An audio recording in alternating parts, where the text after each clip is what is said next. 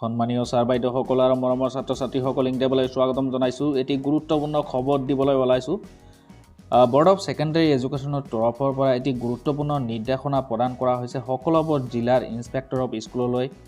আৰু এই নিৰ্দেশনাটোৰ বিষয়বস্তুটো হৈছে সেবাৰ জৰিয়তে ইতিমধ্যে এটি স্পকেন ইংলিছৰ এপ লঞ্চ কৰা হৈছে আৰু এই এপটো ব্যৱহাৰৰ কাৰণে নিৰ্দেশনা প্ৰদান কৰা হৈছে।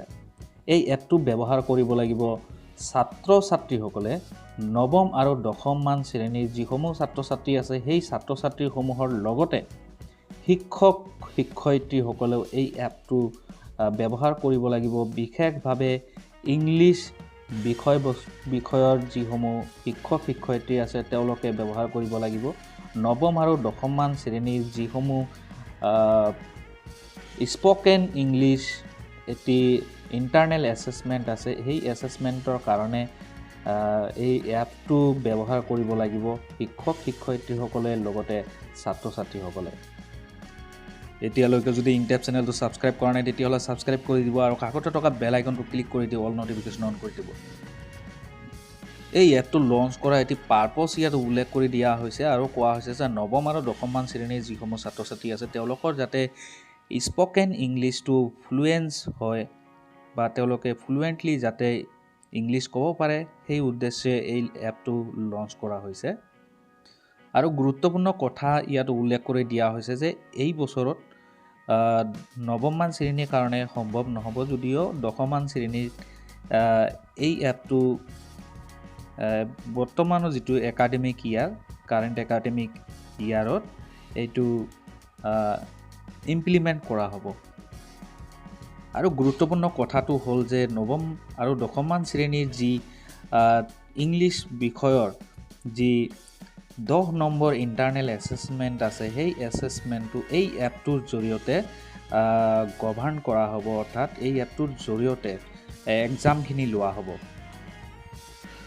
নৱম আৰু দশম শ্ৰেণীৰ যিসমূহ ইউনিট টেষ্ট বা হাফ ইয়াৰলি বা এনুৱেল এক্সাম এই এক্সামৰ যিসমূহ ইণ্টাৰনেল এছেছমেণ্ট আছে এই এপটোৰ জৰিয়তে সম্পূৰ্ণ কৰা হ'ব। নৱম শ্ৰেণীৰ বছৰেকীয়া পৰীক্ষা আৰু দশম শ্ৰেণীৰ প্ৰি ফাইনেল বৰ্ড যিটো এক্সামিনেশ্যন তাৰ যিসমূহ ইণ্টাৰনেল এছেছমেণ্ট টেষ্টৰ যিসমূহ কুৱেশ্যন পেপাৰ্ছ এই কুৱেশ্যন পেপাৰ্ছসমূহ এই এপটোত আপলোড কৰা হ'ব। যিদিনাখন পৰীক্ষা হ'ব সেইদিনাখন এই এপটোত সেই প্ৰশ্নখিনি আপলোড কৰি দিয়া হ'ব। আৰু স্কুলৰ তৰফৰ পৰাও এই এপটোৰ জৰিয়তে পৰীক্ষাখিনি ল'ব লাগিব বুলি ইয়াত উল্লেখ কৰা হৈছে। আৰু ইতিমধ্যে এই এপটো ব্যৱহাৰৰ কাৰণে ট্ৰেইনিং দিয়া হৈছে কিছুমান শিক্ষকক। প্ৰতিখন জিলাত 3জনকৈ শিক্ষক শিক্ষয়িত্ৰীক বাছনি কৰি এই ট্ৰেইনিংটো দিয়া হৈছে যাতে এই এপটো কেনেকৈ ব্যৱহাৰ কৰিব তেওঁলোকে এজ এ মাষ্টাৰ ট্ৰেইনাৰ হিচাপে আকৌ স্কুলসমূহৰ যিসমূহ বাকী টিচাৰ আছে সেই টিচাৰসমূহক তেওঁলোকে ট্ৰেইনিং দিব পাৰে। ইয়াতে উল্লেখ কৰি দিয়া হৈছে এই এপটো কেনেকৈ ব্যৱহাৰ কৰিব পাৰিব।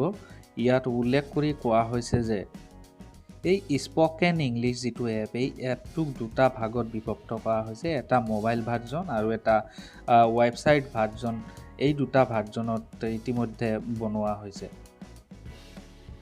আৰু ৱেবছাইট ভাৰ্জন যিটো সেইটো বিশেষকৈ শিক্ষক শিক্ষয়িত্ৰীসকলৰ কাৰণে বনোৱা হৈছে। আৰু এই এপটো ব্যৱহাৰ কৰিবলৈ শিক্ষক শিক্ষয়িত্ৰীসকলে SEBA spokenenglish.com-ত ভিজিট কৰিব লাগিব। তাতে গৈ তেখেতে ৰেজিষ্টাৰ কৰিব লাগিব নিজকে আৰু লগ ইন কৰি ল'ব লাগিব। তাৰপিছত ডাউনলোড কৰিব লাগিব।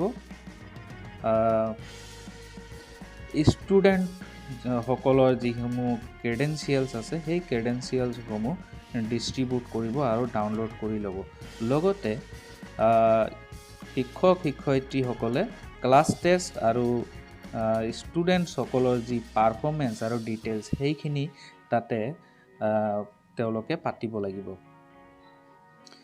আৰু শিক্ষক শিক্ষয়িত্ৰী ছাত্ৰ ছাত্ৰীসকলৰ কাৰণে মোবাইল ভাৰ্জন বনোৱা হৈছে। তেওঁলোকে প্লে ষ্ট'ৰৰ পৰা এই স্পকেন ইংলিছ যিটো এপ এই এপটো ডাউনলোড কৰি ল'ব লাগিব। ডাউনলোড কৰি অ'পেন কৰিলে তাতে প্ৰথমতে তেওঁলোকে লেংগুৱেজটো ছিলেক্ট কৰিব লাগিব। তাৰপিছত তেওঁলোকে শিক্ষকে ক্লাছ টিচাৰে প্ৰদান কৰা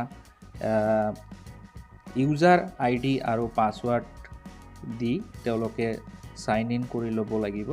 আৰু তেওঁলোকে তাতে বিভিন্ন ধৰণৰ লেভেল 1ৰ বেচিক্স আৰু কুইজসমূহ তেওঁলোকে কৰিব পাৰিব আৰু লাহে লাহে এই কুইজসমূহ আপগ্ৰেড হৈ থাকিব। লেভেল 1ৰ পৰা 2, 3, 4 এনেকৈ আগবাঢ়ি থাকিব।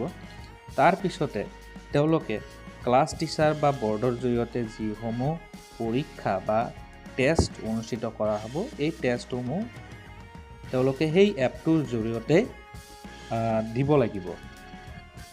আৰু কোৱা হৈছে যে ইতিমধ্যে সেবাৰ যিটো অফিচিয়েল ৱেবছাইট sebaonline.org এই ৱেবছাইটটোত ইতিমধ্যে এই এপটো কেনেকৈ ব্যৱহাৰ কৰিব লাগিব তাৰ মেনুৱেলখিনি আপলোড কৰা হৈছে। শিক্ষক শিক্ষয়িত্ৰীসকল আৰু ছাত্ৰ ছাত্ৰীসকলে সেইটো ডাউনলোড কৰিব পাৰিব আৰু বেলেগক ৰেফাৰ কৰিব পাৰিব।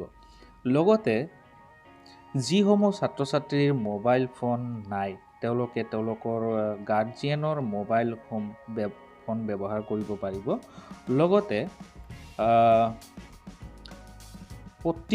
প্ৰতিগৰাকী শিক্ষকে কিন্তু 15 দিনৰ মূৰে মূৰে অনলাইন টেষ্ট অনুষ্ঠিত কৰিব লাগিব এই এপটোৰ জৰিয়তে। লগতে কোৱা হৈছে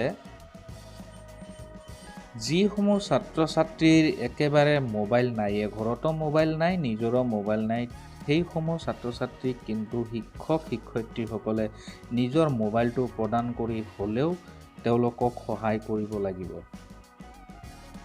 আৰু শ্ৰেণী কোঠাত গৈ শিক্ষক শিক্ষয়িত্ৰীসকলে এই এপটোৰ যিসমূহ বিভিন্ন ছেকশ্যন আছে সেই ছেকশ্যনসমূহ আলোচনা কৰিব লাগিব।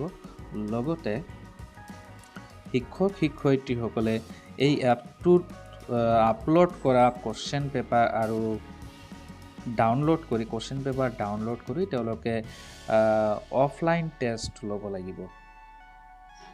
আৰু গুৰুত্বপূৰ্ণ নিৰ্দেশনা প্ৰদান কৰা হৈছে সকলোবোৰ জিলাৰ ইন্সপেক্টৰ অফ স্কুলসমূহলৈ।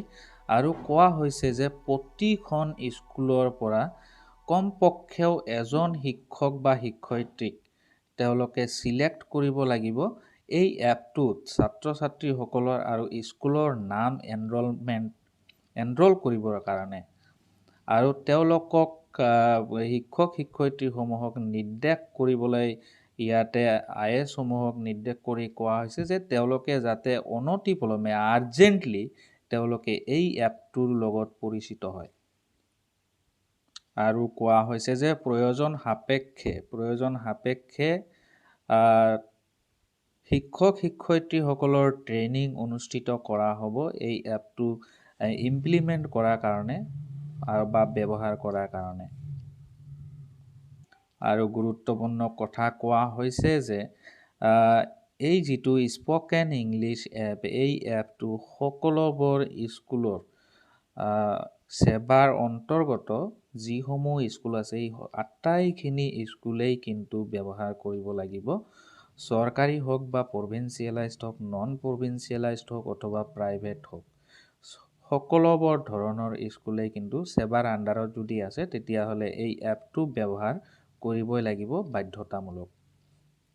আশা কৰিছোঁ ভিডিঅ'টোৰ পৰা উপকৃত হৈছে। এটি লাইক কৰি দিব। ধন্যবাদ।